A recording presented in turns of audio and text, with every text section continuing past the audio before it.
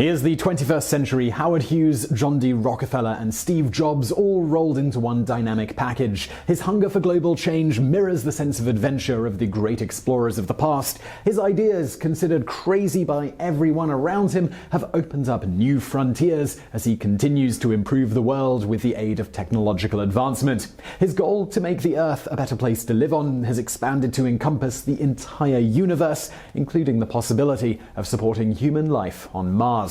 In this episode of Biographics, we get up close and personal with the man who was the model for Marvel's Iron Man movie franchise character, Tony Stark. Of course, the man we're talking about must be Elon Musk.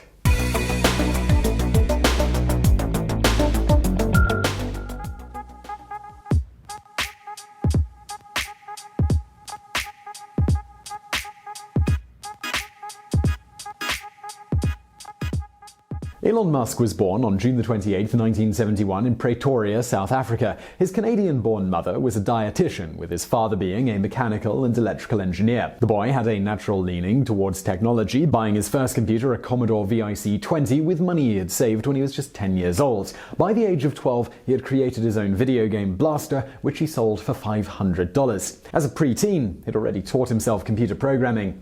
Musk's life came to a crossroads in his late teens when he was faced with compulsory military service in South Africa.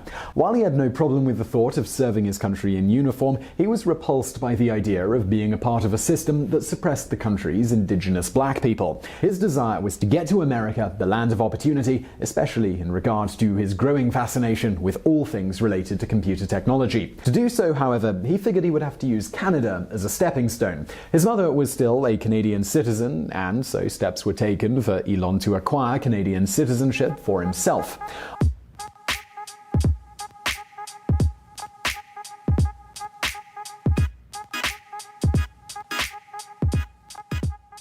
After graduating from Pretoria Boys High School, he emigrated to Canada in June of 1989, aged just 17. He had hardly any money and no real connections, turning up on the doorsteps of distant relatives of his mother and being put to work on their farm. As well as tending vegetables and shoveling grain, he got a job at a lumber mill cleaning out boilers. Then he managed to secure a job as an intern clerk at a local bank. In 1990, he moved to Kingston, Ontario, where he began a science degree at the Queen's University. 2 years later, he was able to achieve his goal of living in the United States, transferring his studies to the University of Pennsylvania. Within 2 more years, he graduated with double degrees in science and business. It was around this time that Musk came across a copy of Douglas Adams's book, A Hitchhiker's Guide to the Galaxy. The book revolves around a supercomputer which is built to figure out the ultimate answer to the question of life, the universe, and everything. After 7.5 million years of computing, it spits out the answer, the number 42. Along with that answer, the computer, which can talk, adds some sage advice, telling the inquirer, "The problem with you, to be quite honest with you, is that you never really know what the question is." For Musk, reading that was a light bulb moment. He later recalled, "It highlighted an important point, which is that a lot of times the question is harder than the answer." By the time he emerged from university, Musk wasn't entirely sure what the questions were, but he knew that they were tied up in 3 key areas: the internet, clean energy, and outer space. In 1995, Musk enrolled himself in a PhD program for energy physics at Stanford University. Yet, after an attendance of just 2 days, he decided to drop out in order to launch his first business. His love for physics never wavered, but he saw greater opportunities in the burgeoning internet revolution, a way to make society better and himself richer.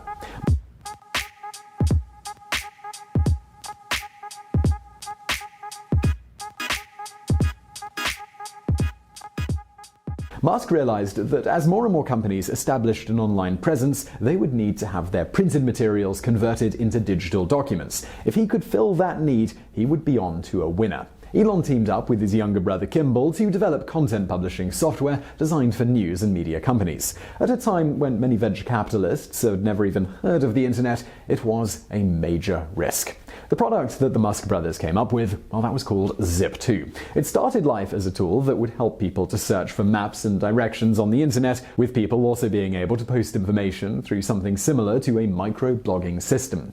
Things, they were tough for Musk in these early days. He had no money, not even enough to rent an office and an apartment at the same time. So in order to combat this, he rented an office where he slept on a futon and took care of his personal hygiene down at the local Y. Starting with small newspapers, Musk was able to quickly grow his client base. Agreements were made with large media companies, including the Chicago Tribune and the New York Times, in order to allow those companies to use Zip2 to make their content readily available to readers via the internet. The program was used by many similar companies, along with e-commerce sites, as a platform for their web presence. By 1999, the Zip2 Corporation was providing web hosting, web development, and maintenance services for close to 200 websites. They came to the attention of the online city guide Citysearch, who were interested in a merger. This deal, it didn't work out, but another one did. After just 4 years of operation, the Zip2 Corporation was sold to Compaq Computers for $307 million in cash and a further $34 million in stock options.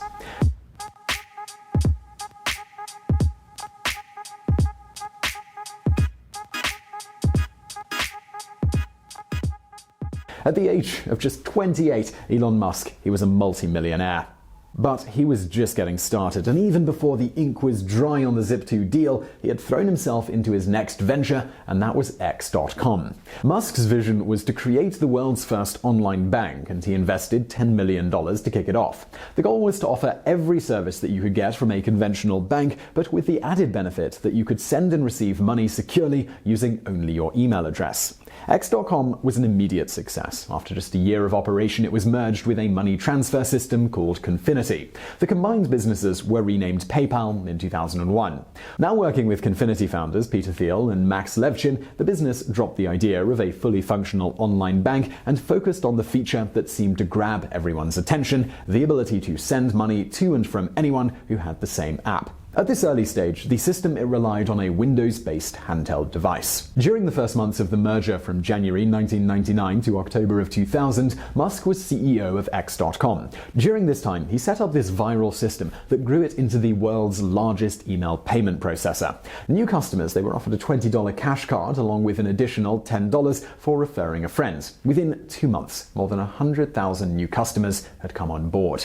But not all was well within the company's management. The problem was Musk's management style, which can best be described as dictatorial. Both Thiel and Levchin found it difficult to work with him. They were especially frustrated at his need to micromanage everything. Disputes and divisions arose over which technologies to use and how to brand the company. As a result of such divisions, Thiel and Levchin organized a coup against CEO Musk while he was meeting with prospective customers overseas. He returned to the country to discover that he had been fired as CEO by the board and replaced by Peter Thiel. Shortly thereafter, the name of the company was changed to PayPal, this time with a second capital P.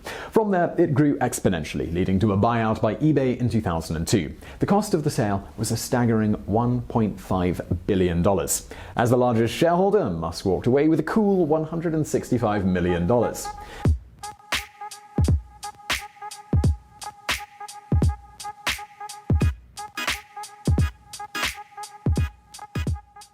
Even before PayPal was sold, Musk was onto his next business venture. Ever since he was a child, he had been fascinated by space exploration. He had always been an avid science fiction reader, and now he had the money to turn science fiction into reality. He was convinced that the Earth was destined to collapse as a life-sustaining planet. The sooner we started working on the technology required for interplanetary travel and sustaining life beyond Earth, the better. In discussions with a friend one day, Musk complained that despite the vast improvements in the technology industry, the space industry has lagged sorrowfully behind. Since man had set foot on the moon way back in 1969, it appeared to him that no meaningful progress had been made. He was determined to change that, and his third company, Space Exploration Technologies, or SpaceX, was to be his platform to do it. A major goal of SpaceX is to create a space vehicle that can take people, equipment, and other necessary resources to Mars and build a transportation infrastructure that will allow humans to become a multi-planetary species. When Musk let the world in on his vision, he was immediately subjected to ridicule. Industry experts dismissed him as a rich, bored playboy, claiming that his physics degree and previous business ventures hardly made him qualified to conceptualize, develop, and build rockets. However, they were underestimating Musk, who was not only a quick study, but who also brought on board the best engineers from top aerospace companies such as Boeing, TWA, and NASA. Musk, he was disappointed that NASA seemed disinterested in space exploration. He wanted to pique the public's interest in order to encourage NASA to increase their allocated funds to a project to land a device on Mars and then build a bubble bioverse. He also wanted to introduce a cheaper and safer alternative to space shuttle travel. He was struck by the fact that the Russians were able to produce rockets that were cheaper and safer than anything that the Americans could come out with. He traveled to Russia in an attempt to purchase a refurbished ICBM, but the deal became too complicated. Musk next set his sights on creating and successfully launching a reusable rocket, which he called Falcon 1. The idea was that it could fly off to space, return to Earth, and then be launched back to space again. The first scheduled launch for Falcon 1 was in 2005. Yet 3 years later, after multiple failed attempts, Falcon 1 was still to have its first successful flight. Finally, on its fourth attempt, Falcon 1 successfully launched. On the back of this success, SpaceX was able to secure a $1.6 billion contract from NASA involving 12 future flights on their rocket, Falcon 9, to the International Space Station. Musk has estimated that SpaceX's efforts can minimize the US government's expenses by around $1 billion every year.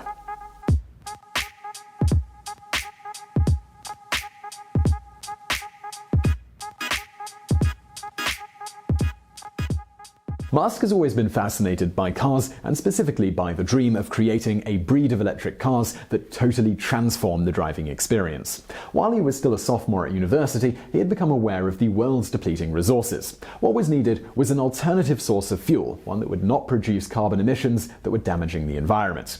It was from these ideas that Musk decided to pursue electric cars. A year after launching SpaceX, Musk was introduced to Al Ciccone and Tom Gage of AC Propulsion, the company behind an all-electric car known as the T-Zero. Musk was interested in mass-producing the T-Zero, but Ciccone and Gage showed no interest. They did, however, introduce Musk to a group of men who were dedicated to finding a more environmentally friendly vehicle. In July of 2003, Musk teamed up with three of them, Ian Wright, Mark Tarpenning, and Martin Eberhard, to form the Tesla Corporation. This company was named in recognition of the father of AC induction motors, Nikola Tesla. From the very beginning, Tesla faced an uphill battle. The concept of an electric car was years away from capturing the public attention, and just as was the case with SpaceX, the question was loudly asked how a visionary with no experience in the car industry could successfully establish a new company and a new product and stand against the industry giants. What's more, they were attempting to do something that those industry giants had simply been unable to do. In fact, Robert Lutz, CEO of General Motors, stated that lithium-ion technology for cars was at least 10 years into the future. As a result of the lack of industry enthusiasm, very few investors wanted anything to do with Tesla. In fact, Musk had to fund the majority of the operations of the company himself. The goal of having the first Roadster rolling off the assembly line by 2007 never materialized, as costs just continued to mount. Just as with X.com years earlier, tensions arose among the management. Musk, who was chairman of the board, had no faith in Martin Eberhard, the president of the company. Before long, Eberhard had been ousted and Musk put himself in full control. He was now the CEO of two startups, and even for a dynamo like Musk, this was still too much. Still, he had to make both companies work. His master plan for Tesla was to build a luxury electric sports car along with a line of more affordable cars with electric power and zero emissions. In 2008, the first Roadster was shipped out. This $110,000 electric sports car could run for 200 miles on a single charge and was capable of going from 0 to 60 miles per hour in less than 4 seconds. The more affordable electric car was called the Tesla Model S. Its release began in June of 2012. Sales took off, and there are currently 500 rolling off the production line every week. As well as being the CEO of Tesla, Musk is also the chairman of the board of directors of another environmental company, SolarCity. While not the founder of this company, he is very involved in achieving the company's mission to deliver complete solar energy systems to the end users without any of the upfront fees. It also promised reduced utility bills for all of its customers. By offering free installation and zero down payments to homeowners, Musk has made it easier for consumers to to afford solar energy and has revolutionized the way that the solar industry is run. Solar City has enjoyed tremendous growth and success, with clients that include eBay, Walmart, and the US military. This has made it the #1 solar power service provider in the United States.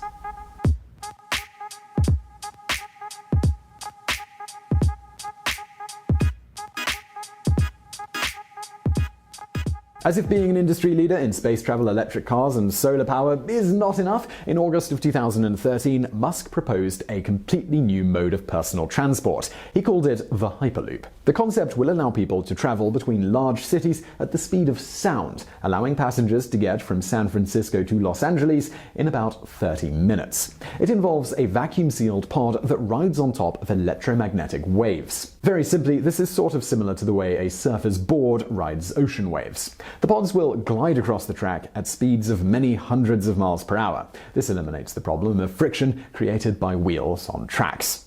The same month that Musk unveiled plans for the Hyperloop, the crowdsourcing and collaboration platform Jumpstart Fund was established. Comprised of more than 100 engineers, developers, and investors, the group took on Hyperloop as their first project. In 2014, they formed Hyperloop Transportation Technologies and undertook a feasibility study. In 2015, Musk ran a student competition to design and build Hyperloop pods. A SpaceX-sponsored mile-long track was built in order to run the pods on. On July 20th, 2017, Musk announced that he had gained verbal government approval to build a Hyperloop track between New York City and Washington, D.C. Elon Musk is one guy who it is a challenge to keep up with. In the 12 months from December 2015 to December 2016, he started no less than 3 companies: OpenAI, a not-for-profit artificial intelligence research company; Neuralink, a neurotechnology startup with the aim of integrating the human brain with AI; and The Boring Company, which aims to bring down the cost of tunnel boring by 10-fold.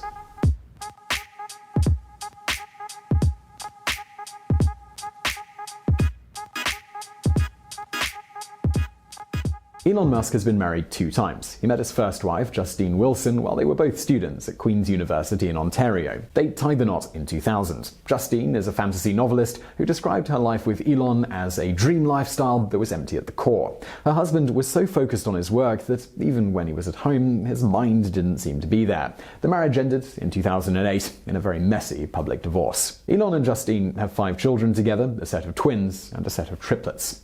Musk met his second wife, Tallulah Riley, at a London nightclub. They were married just 6 weeks after he filed for a divorce from Justine. The wedding took place at Skibo Castle in Scotland. He was 39 and she was 23. Things apparently didn't go well, with Musk announcing their separation just 2 years later on Twitter. "It was an amazing 4 years. I will love you forever. You will make someone very happy one day." The couple, they got back together in 2014, but a divorce was finalized towards the end of 2016.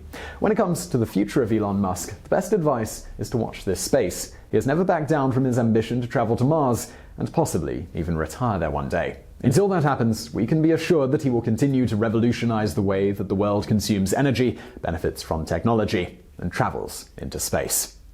So I really hope you found that video interesting. If you did, please do hit that thumbs up button below, and do not forget to subscribe for brand new videos every Monday and every Thursday. Also check out some of our previous videos over there on the right, and as always, thank you for watching.